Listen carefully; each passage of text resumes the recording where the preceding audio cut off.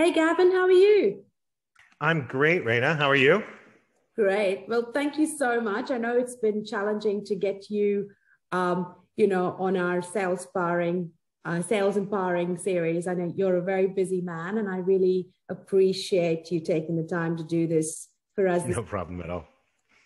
Thank you. So, a little bit about Gavin. I mean, I think if I had to talk about Gavin and his background, I'd probably be here for the rest of the afternoon. But Gavin heads up the SME team at Amex, and which is a focus. And he's been at Amex for a few years in various sales leadership roles.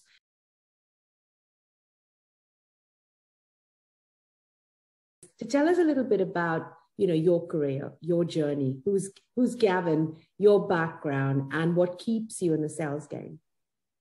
Sure. Yeah. So I've been in sales for, 20 odd years in some fashion or another, even when I think about university days working in call centers. But, specifically just in terms of my recent history in Australia, outside of being a sole contributor, I've led teams across Australia and New Zealand, and as well as a stint in Canada across quite a few different industries. Mm-hmm. But I love sales because it's a sport, right? Perfect. Every single time that you think about motivational seminars and those analogies, it really is, right? It's a constant game. It's a strategic battle, and really I find that to be a lot of fun. Hence why I've really made a career out of it.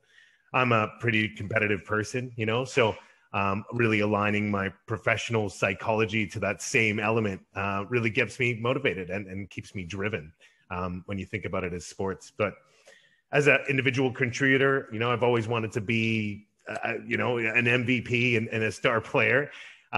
So it always creates that fun competition element. But, now and over the last few roles that I've had, it's really putting on that coach's hat, right? That general manager hat of a team where I'm really just wanting everybody to work well together. Like it's a well-oiled machine. The teamwork is strong. Everyone's leveraging each other's strengths to really win at the end of the day. So, that stuff definitely gets me excited. Staying in sales for as long as I have, different industries have all proven to be very, very interesting, right? Whether that's telco, energy, and obviously with American Express, it's been finance, and I've been with American Express for the last 13 years. So again, in terms of getting that insight, particularly in finance, it's given a wider reach, so not just those specific industry types, but everybody is utilizing finance in some fashion. So depending on the market segment, whether I've been looking at the small to medium enterprises, middle-sized corporations, or large market, you get some great exposure and really understand, the trials and tribulations of different companies, different industries, and how they really make things work, which is definitely exciting. It also keeps you focused on having to learn different industries and really speak the language of the customer to make sure that you're catering towards their needs.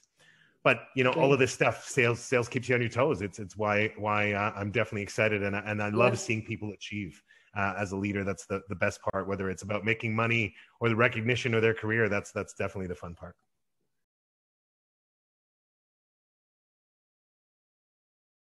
Some insight here for our candidates out there that are, in the market looking for their next opportunity, their next gig.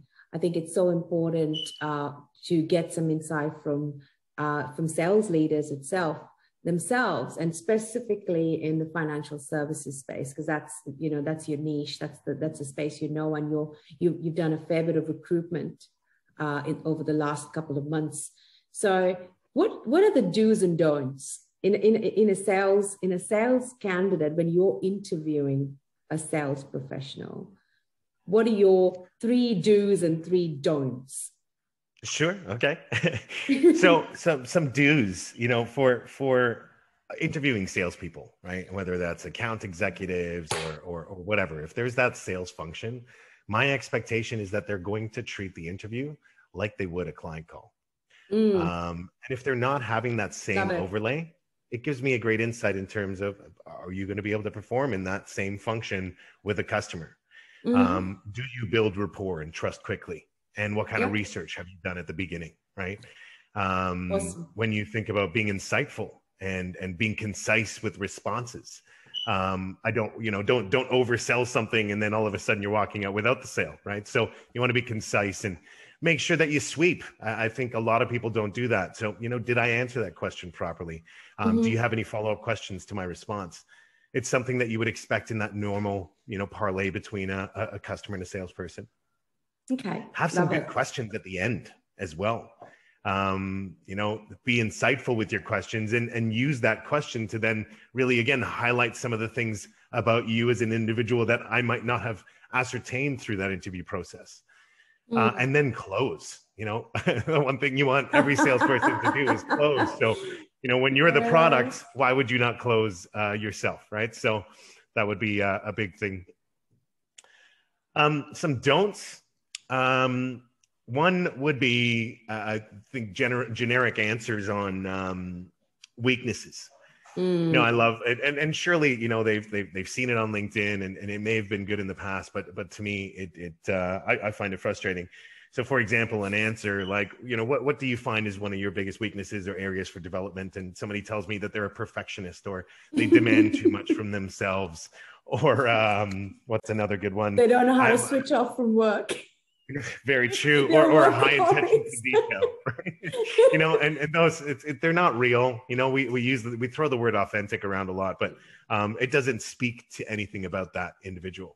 So, tell me something that's actually wrong, right? Or something that you've actually had a problem with, but use it to your advantage to also tell me what you've done about it to correct it. So it turns that weakness into a strength, but still answers my question. Again, the idea for asking that question isn't just to highlight a weakness from an interviewer. It's also about what's the process that you take when you identify weaknesses, or how do you approach areas for development that you understand, and how self-aware are you? That's kind of what you're trying to ascertain as an interviewer in that, right? So again, yeah, generic question answers like that is definitely not a good one. And I'd say another don't tell me what your team or your company did. They're not the person that I'm interviewing, right? So a lot of people tend to highlight the achievements of their team as a whole or the company as a whole, that they just happen to be there.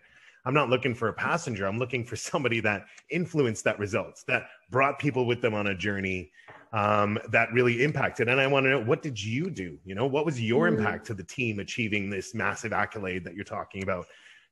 Don't care about the team, right? Otherwise, give me a referral for somebody that did do that on your team. So that's an important thing. I think people forget and lose sight of highlighting their specific achievement and their involvement.